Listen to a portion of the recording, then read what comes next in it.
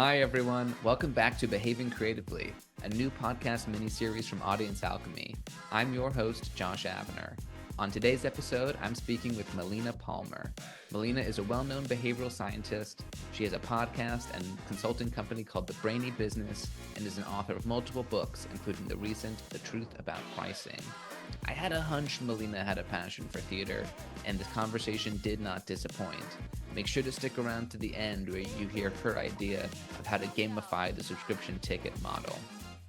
Without further ado, here's the conversation. Melina, I am so excited to chat with you. I've listened to your voice for at least a few hours, maybe dozens of hours on the internet, and I've almost finished your new book on pricing. So thank you for chatting with me this afternoon. Oh, of course. Thank you so much for having me and for not being sick of my voice yet. That I think would be hard. Maybe you could tell the audience a little bit about your background and how you came to behavioral science.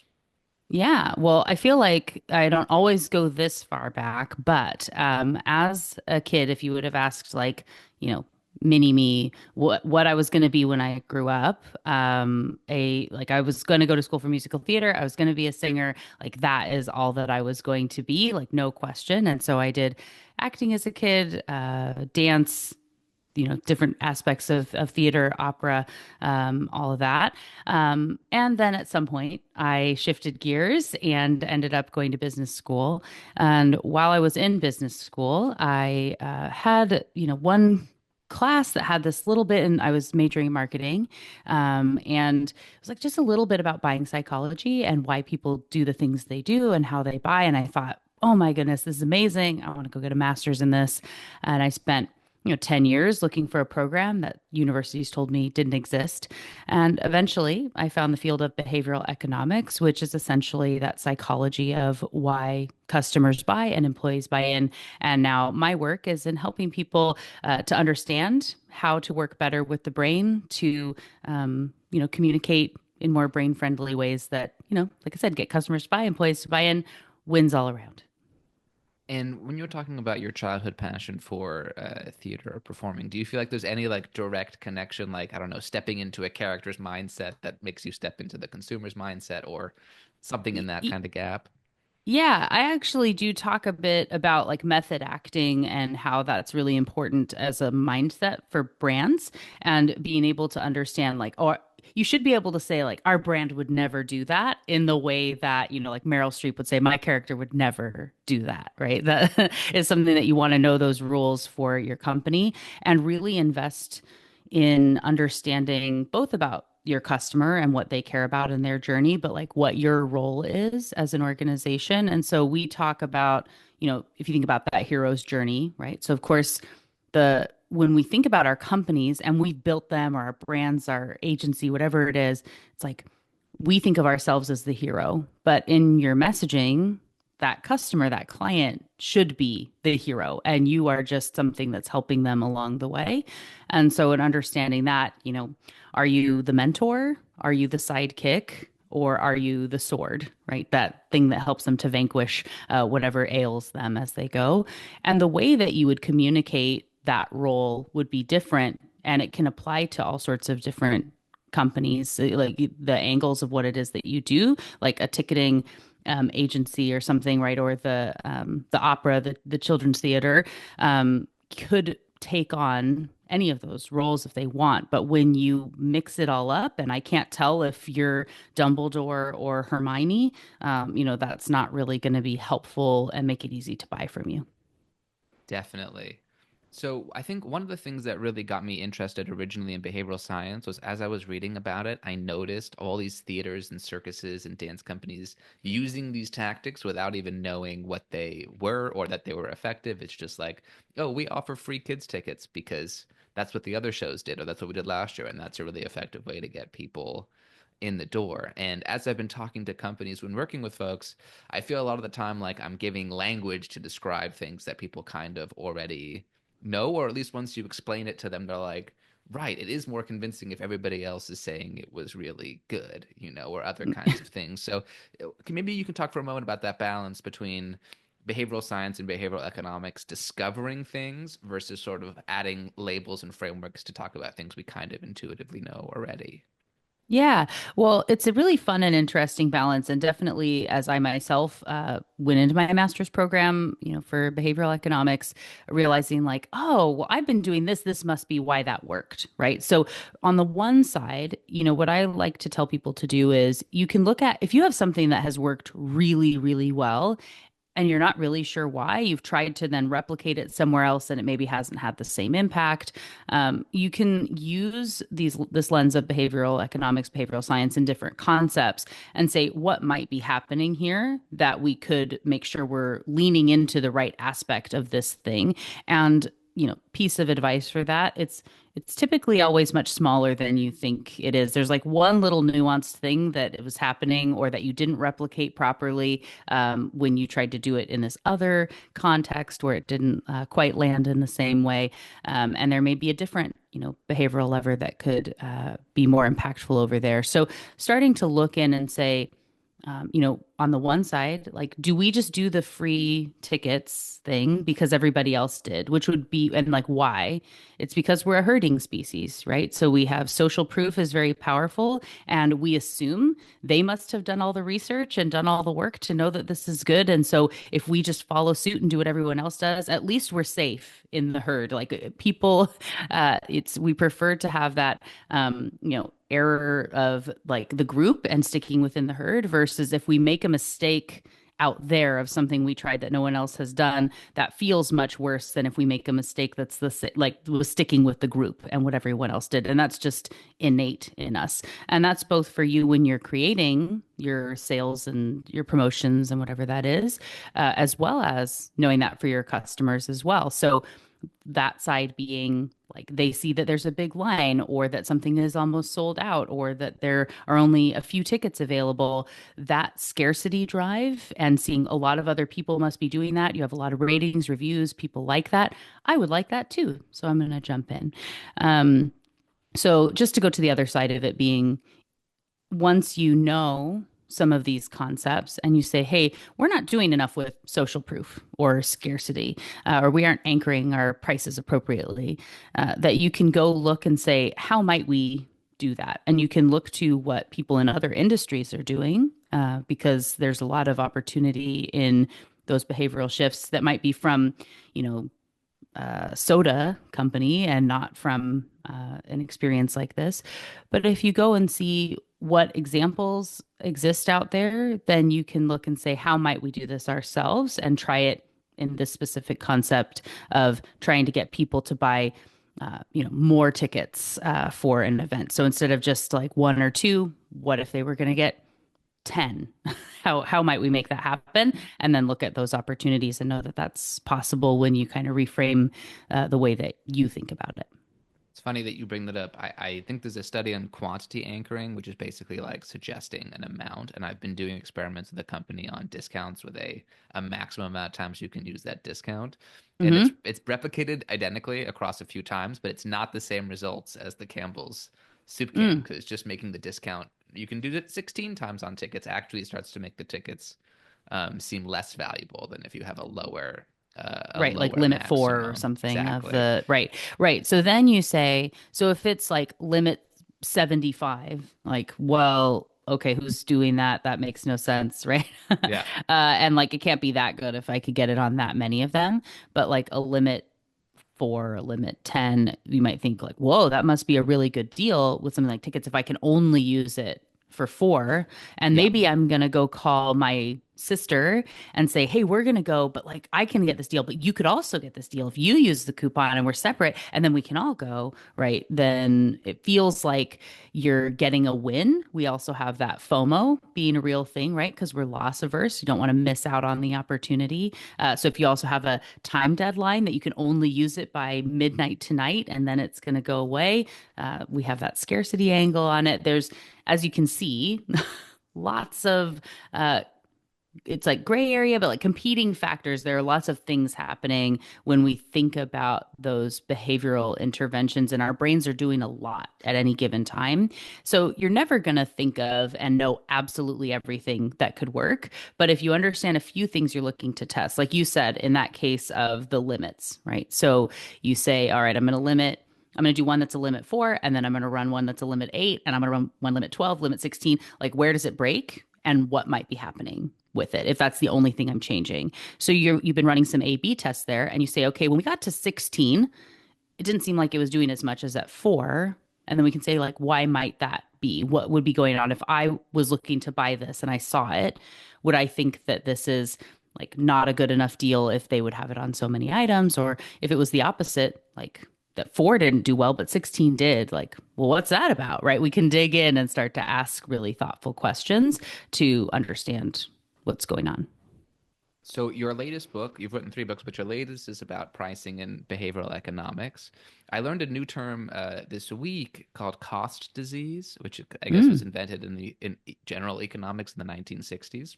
But Hmm. the idea is some kinds of businesses, the arts would be one, become increasingly more expensive over time because you can't really make it productive. You can't make a show that has 10 actors all of a sudden have two actors the way you maybe Right. can do that with technology and, a Hmm. software or something. So Hmm. because labor costs will always rise, the cost of your product will over time always rise, which means Hmm. either increasing ticket sales or increasing like the cost of, sorry, increasing the cost of the tickets or Hmm. increasing how much fundraising you have to do. And this will sort of just be an inevitable problem that kind of always exists for live entertainment as things go up. And I think one of the interesting things in your pricing book is you talk about how basically price is relative. Like we don't really know what anything ought to cost, and you can't literally charge anything, but there is a wide range of what's possible to charge. You use like a great grilled cheese example, and this season already, I believe there's a George Clooney play that's going for $900 a ticket, or at least that's the top ticket, or at least what they're anchoring with in their press. We have a $900 ticket. I think the average Broadway ticket's around $130. I recently had a ticketing expert on and named Mike Raphael, and he sort of talked about how when they put tickets on sale initially, they do tons of categories. They start with 10 possible tiers, and then they see what the audience purchases, and then start removing tiers based off of what audiences see work, Hmm. which to me maybe is a little bit in contrast to behavioral science strategies of either like a decoy effect or the Goldilocks effect, where your you might be able to get more out of people than just what happens if you give them lots of choices, if you give them fewer choices or you frame those choices. So to flip this back to you, if somebody was to think about setting prices for tickets, like where should they, other than once they've got your book and they've read it, like where should they then start? They know I got to make this much per show, so there's a minimum somewhere. I can't charge less than this. But past that minimum, what are some key things folks should be thinking about from a behavioral science perspective on setting ticket prices? Yeah, so many amazing things going on in that question. And I know I do this to my own guests all the time where it's like, I want to go in 15 directions and I'll pick one. And, but I was inspired by many of the things that you said in that. One being, so in the idea of having 10 options and then being able to filter down. So when you have sophisticated algorithms and you've got like, the machine learning and stuff that's happening in the back end of that sort of ticket sales, like a very large, a Broadway show or like a Ticketmaster, like something would be able to run all the data and be able to optimize that for you. Cool, right? Interesting. I would still be a little bit worried about something like a paradox of choice and how much you're biasing what people choose based on the order, or is it like a recency bias? Did you anchor it different? Like there's a bunch of things that would go into that, which becomes an interesting question. For those who are listening here, guessing most of them don't have that sort of sophisticated stuff going on in the back. And so I would not recommend picking 10 things and trying to then adjust and do all of that. You don't have to be that over the top with it. And in many cases, your audience is going to thank you for making it easy to make a decision. When it comes to the, like you said, that cost disease of something where it's like it's always just going to get more expensive and there's nothing we can do because we only have a certain number of seats, we have a total number of actors, labor costs are going up. And like, sure, when we think about the product that you're offering, that you're selling to people, you have a limited number of shows you can run, of how often, you have a limited amount of seats in the space. And there are opportunities to step back and see what you might be able to do that would be a really cool experience that would maybe delight people, that could be something that's scarce. So of course, you can get into things that are outside of just the tickets themselves, right? So, selling snacks, having drinks that are available is something that is an opportunity to make additional revenue. You can sell merchandise and things that are available there when they're in the door that make a difference. And even if it's something like a children's theater, so let's say where it's like, but we don't have like big name actors, what are we supposed to do? Like, are there any parents who might want to pay for their kids to have the like top experience of getting to do a signing after, right? So it's like their kid's going to be signing a poster that has them on it, and they get to feel like they are the star, and they get like access to this like a VIP whatever experience that people get to go and dote on the children in that case. And you have to buy those materials to get the kids to sign. Like investing in something for your kids, for them to have that experience. You get to take the pictures, you put it on Instagram, like future star here as something that's going on. That is something that you're able to invest in that enhances the experience in a way that feels super cool. They get that like star treatment or something, and that the audience can have as well. Grandma gets to come and experience that. That would make them even like further back. We choose to have our kids go to this children's theater versus this one because they do these VIP experiences. They have this opportunity where my child feels like this star. And like, yeah, it's because I paid for it. But it like I'm more likely to want to pay for it because you're giving them this opportunity. So in this way, like we're saying about how the price isn't really about the price, and we need to understand that the experience, the psychology matters more than whatever that individual price element is. If you step back and think about how could we make this something different? How could this be amazing? And if it's not a children's theater, right, you could say, and you do have some cool actors and things that are going to be there, or people that want to be able to meet the producer or whatever. You can have a limited number of VIP tickets that they get to have an experience with them, or that you get a special entrance that you don't have to wait in the line. You can pay more for that, or like what are the peripheral things that can help to actually make an elevated experience that you could do as add-ons would be one. And just, thinking about that experience in a different way can help you to elevate your income while also helping people to feel like you're really giving them a gift. And how much of that process, so say you thought like, okay, they're going to do a backstage tour, then I feel like you have the next behavioral science step of do we call it a backstage tour? Do we call it a meet and greet with Melina? Do we call it a, like, which version of the label of the add-on is the most convincing? And then I'll just throw this to you and we'll talk about it on the topic next. But would you just suggest go out with something you feel good about? Or would you say like one week try one name, the next week try the next name? It Like, might, yep. Yeah. Sorry, I didn't mean to. no, go But for as it. far as testing some of them, I would say maybe not on a weekly basis, but it might be if you were going to try something out like quarterly or with a specific show, right? And you're going to see what might take or not, or monthly or something, right? You can look and see some of that layering. And depending on how many shows you're doing and whatever else, you could, sprinkle things in every so often and see if it takes or not. But then you want to you want to know what principles you're leaning into to help pick the name and what you call it. And so the framing here being like, if we just say like, we're going to call it the like early entry pass. It's like, meh, like that's boring. I don't want to buy that.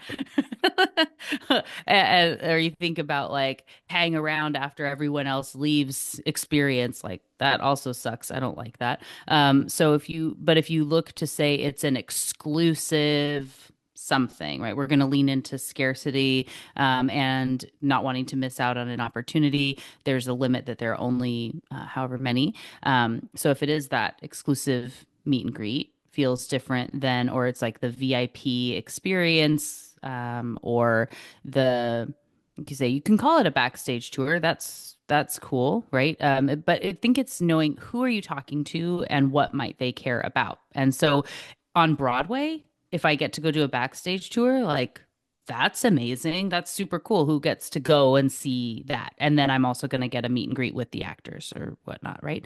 Like that's super cool because who gets to go and see that? But maybe some people care. This week, it might be that you get to meet with the costume director, and the next time you're going to meet with, the orchestra, and like you're going to do different aspects that are going to appeal to different people. And so this week is costume week and we're doing a bunch of extra things that you can come, and maybe you want to go to two or three shows because you get to go to costume one week and you're going to sound and lighting on a different week and get to experience these other aspects if you're really interested in theater. And so would just be again, what are you trying to appeal to? Who is it in the audience that you want to be um, having this pull from? Are you trying to get more of the general public who've never heard of you to come for a first time? Or are you trying to get your loyal people to come another time where they might have gone once, or they're going to bring a couple extra people with them? Understanding the goal and what they care about is most important when you choose what those experiences might be that you would try and test out some different names. Okay, I'm going to throw out another super long question with many questions in Love it. it. Feel free to, It's my feel free to favorite. take it wherever you want to take it. So, Okay. um, for a very long time, regional theaters and performing arts centers relied on what's called a subscription model. So you have one purchase to three or four shows. Hmm. And over time, the success of that has declined. And there's really great data from a bunch of theater nonprofits that, review this material across the country that every year the subscriber base shrinks. I've also read an interesting academic study on um, how if you basically bundle like that purchase of all those tickets, you're potentially more likely to have lower attendance because you've removed the purchase. So say you purchased like 9 months ago versus Mm. yesterday and it's raining and you don't want to go see the show. If you purchased yesterday, you really will feel that loss versus if you purchased 9 months ago, you've already seen two of the shows, might not be such a big deal to miss this one. So it helps revenue, but potentially hurts attendance. And then the ultimate thing that hurt attendance was COVID. There was this habit of just going to the theater regularly that was then stopped for 2-ish years, maybe more or less, give or take, depending on where you are. And that habit hasn't really returned. So to throw this into sort of a broad question, when we think about behavioral science, a lot of the research is in getting people to have good habits, to save money, or to eat better, or to smoke less, or to wash their hands more. And I'm wondering if any sort of strategies pop to mind in what would get people to re-engage with that habit of going and seeing shows regularly and putting that um, into their routine, or feel like it's a not just a one-time thing that they would do. Mm.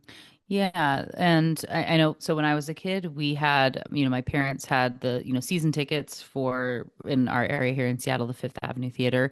And it was always, you get the brochure for the year and you get to see what all the shows are. And we got to pick, depending on the year, it was like two or four shows to be able to go see. And like, which one do we want? Which one do they want? And getting to, pick those. And so totally. Resonate with that experience and how formative and important that can be.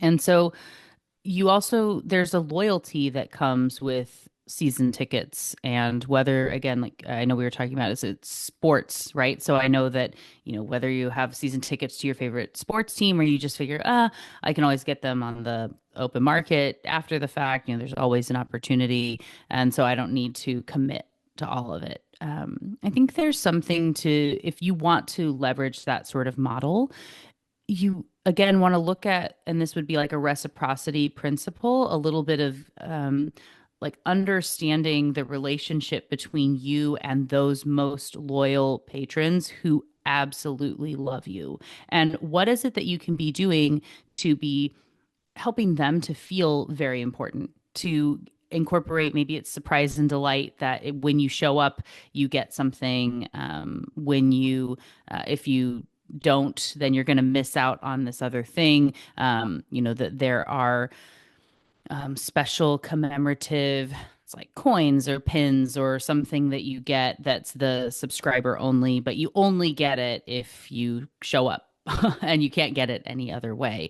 And something where it's like your name is in the theater for that year, or we put up some sort of special, you get access to the meet and greet because you are a season ticket holder or whatever.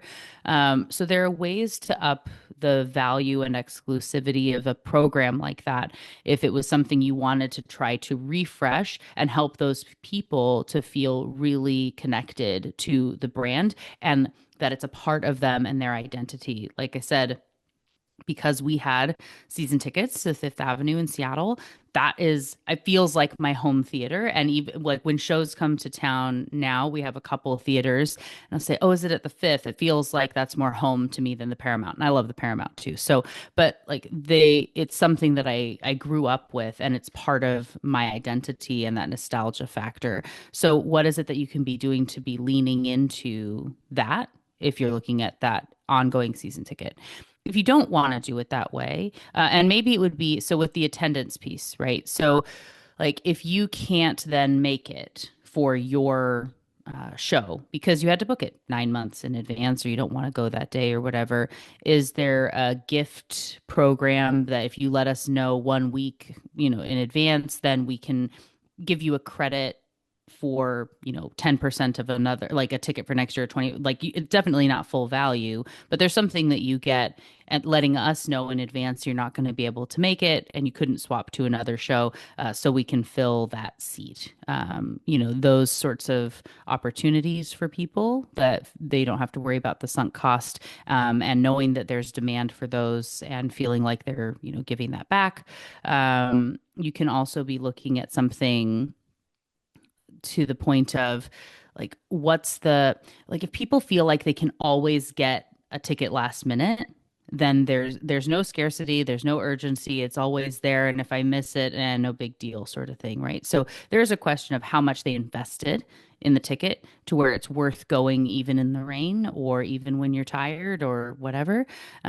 So what's that line of if it's too affordable, it feels like we just need to fill the seats, so we'll just make them cheap. But if you say, especially like, you know, tickets for tonight sort of thing, right? Like the thing today, you can just get tickets for $1 or something, then why would anybody prepay or do anything? You've like built it to where I know there's no benefit. It's actually worse for me to plan in advance than to just wait until the day of. You've like created your own monster. And so if you're not willing to do that, and you say this is just how we run and it's exclusive and we only have a certain number, and then they're gone, and they're well priced, right? Then it can be something that makes it to where you don't have that same attendance problem either. I wonder, I know it's behavioral science like 101, but if you could just sort of explode a little bit the reciprocity idea, because I think it's possible. And I've seen this explaining this to people. What you're not saying is, if you be a subscriber, then you get a tote bag. It's something more like, please be a subscriber, and then you show up and you surprise them with a tote bag to make them feel better. Is that different? Yeah, so the both would be reciprocity. And so this principle being that when you give things to people, they're more likely to want to give back to you, right? And so in that way, it might be that they're going to actually show up. They're going to keep, subscribing or being that member, because they don't want to miss out on their commemorative tote bag. But it's like, if it's exactly the same one every single time, no matter what, and I've been a member for however many years, and so I have 15 of the exact same bag, like it's lost its shine for me here, right? But if it's one, it changes every year, and it has the number like of the year on it, and that this is, I have the 2020 and the 2021 and the 2022 and the 2023, and man, I missed 2024, and there's no way to go back and get it. You don't want to have that gap, right? So there's a little balance to that.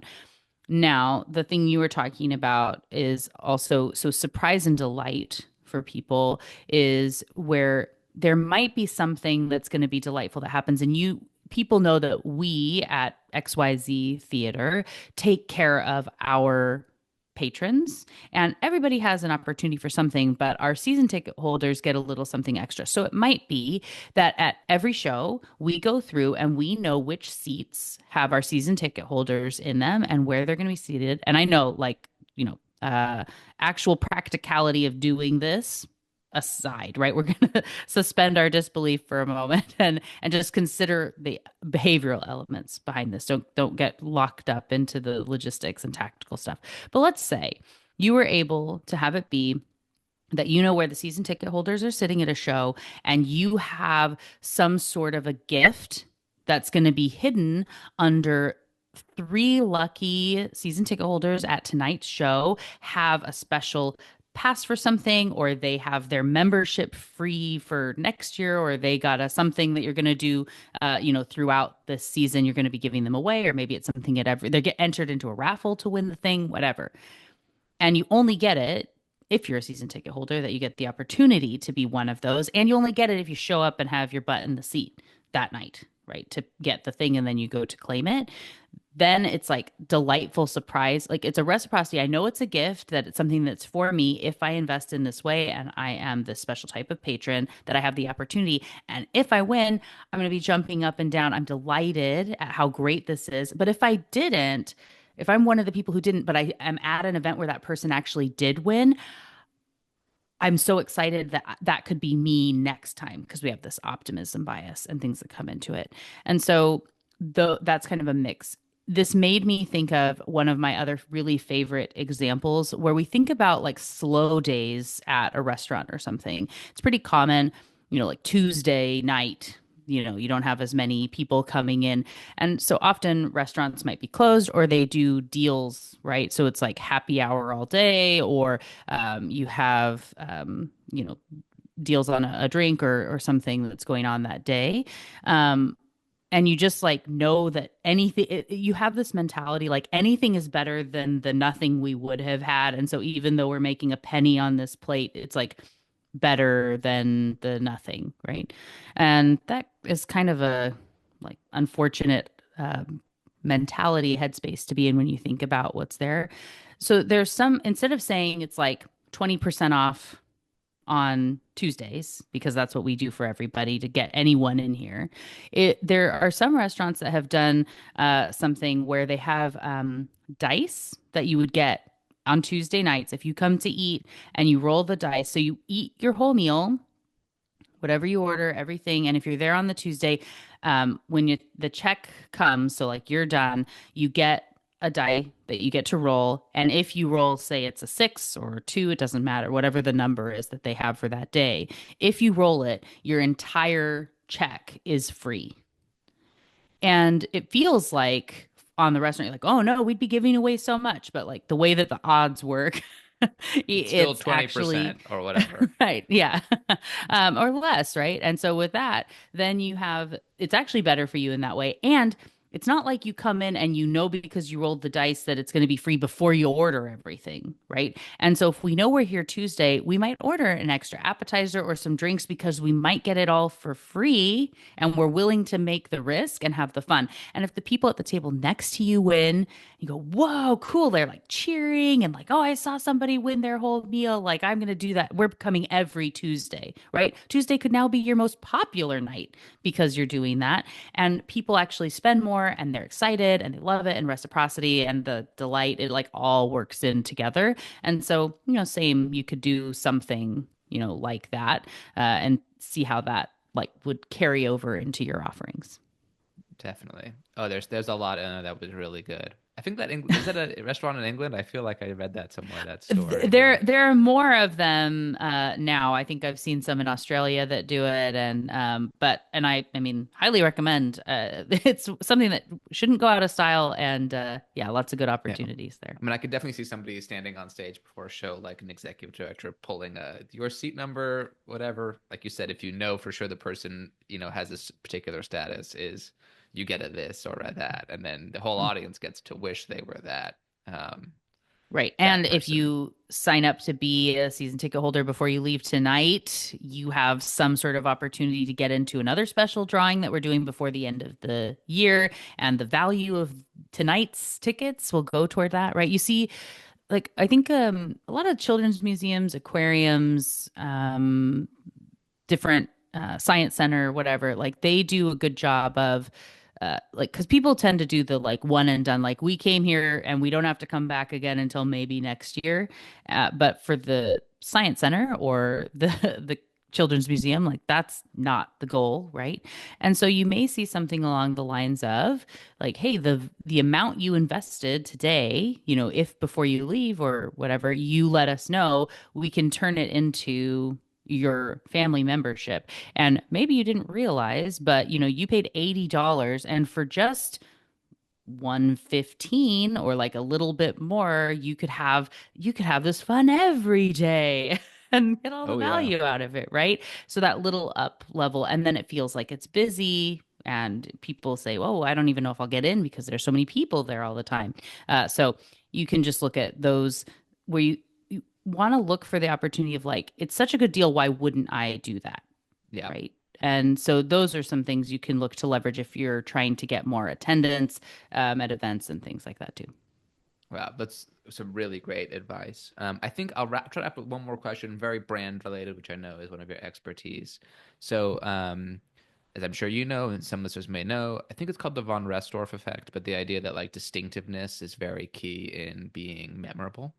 Hmm. And an example I've been using to explain this to people is that in Vegas, if you're trying to pick what magic show to see, there's like 7 or 8 choices of people wearing suits. And then there's a friend of mine named Piff the Magic Dragon who's wearing a green dragon costume with 2 chihuahuas who are also in green dragon costumes. And when you're like looking at the lineup, Piff is very memorable because Right. he's like the only one who looks like that. I think, of course, he's Hmm. wonderful, but I think that's part of the success is that like weird, quirky identity he has made.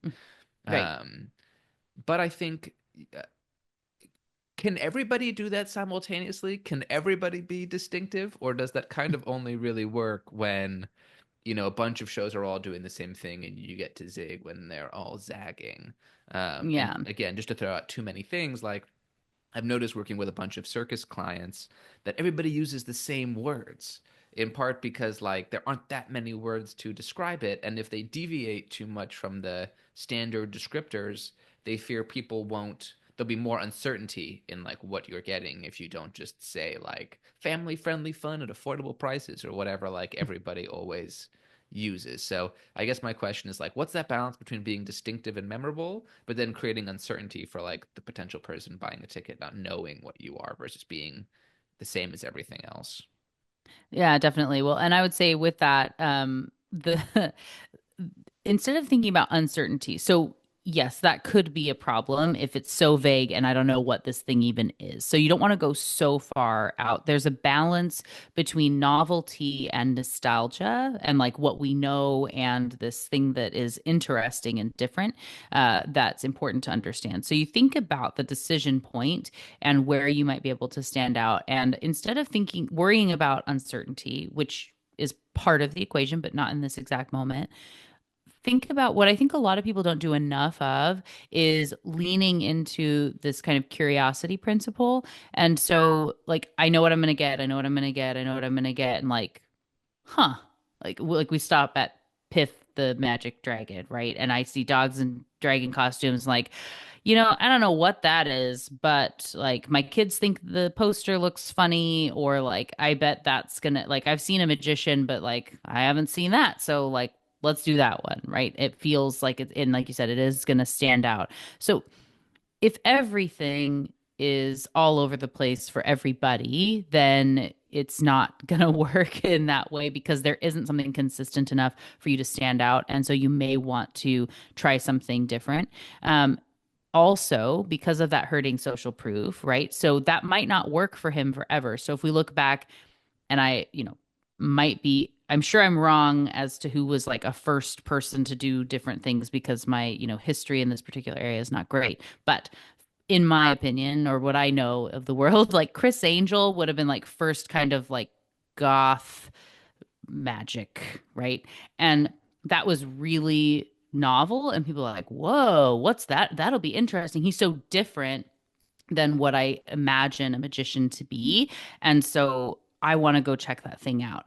But then people see how successful that is. And now you have 100 or thousands of those, and that's not as novel anymore. And so like, okay, we're going to go with the dragon costume, and then that'll have a following and you have to try something new. So none of it is going to be static and stand forever. So there is some opportunity to be refreshing as you go if you're not the original, right? So then if there are enough, it can be like the original Piff, and like those are all just imitators. So you want to come to me, right? But for everybody else, you kind of will follow the herd in that way. So don't go so far that I don't even know what you're talking about or what you might be. We need to have some sort of comparison to be able to make a decision and understand that we would like this thing.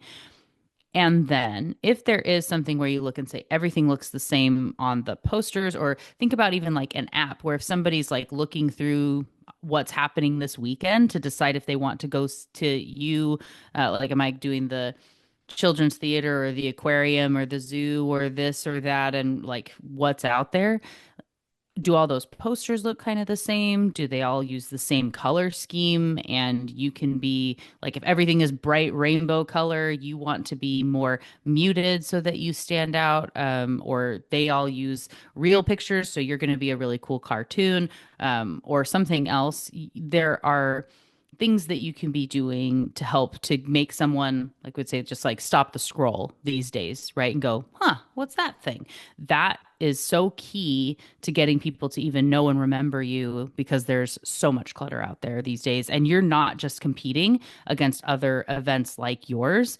There are so many things people can do now that you have to be thoughtful to everything that could distract a child or the people that want to come to your show, including Instagram and TikTok, and having your food delivered in, right? So when you consider all of the potential competition, you need to stand out well enough against a lot of that and help show that value proposition of why now, and why it's worth it.